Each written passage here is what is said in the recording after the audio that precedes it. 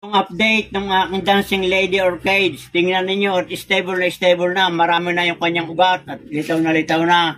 Ito baka ngayong tag-araw na ito bubulaklak na yan, makikita ninyo lahat, halos talagang napakaganda na yan.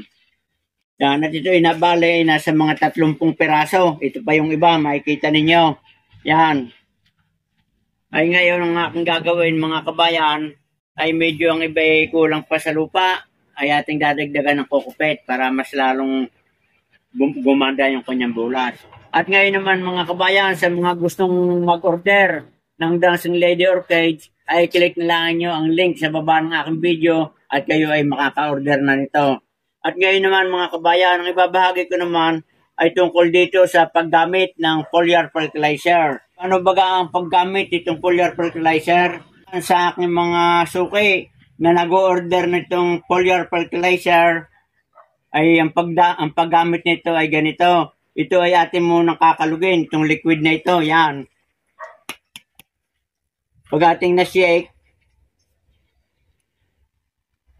yan, pwede na natin siyang i-spray sa halaman. Pagkatapos natin ma-shake o makalog mga kabayan, ilalagay natin sa sprayer.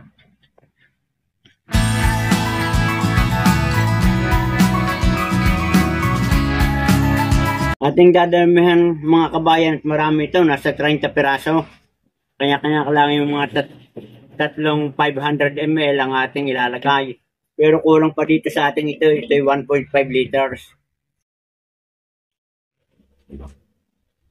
Yan. Ang pag-i-spray mga kabayan itong foliar fertilizer ay alas 5 ng umaga hanggang alas 9 ng umaga kung sa umaga tayo mag-i-spray. At kung sa hapon naman, ay ang ating gagawin sa alas 3 ng hapon hanggang takip silim. At ito yung pamamaraan, papakita ko sa inyo mga kabayan. I-spray natin sa ilalim ng dahon. Yan. At saka sa ibabaw, pati sa puno. At ito ay pampadali ng pampabulaklak at maganda rin ito kung prutas ay gaganda yung kanyang bunga. Ibig sabihin, bibigat, tatamis at magiging malalaki.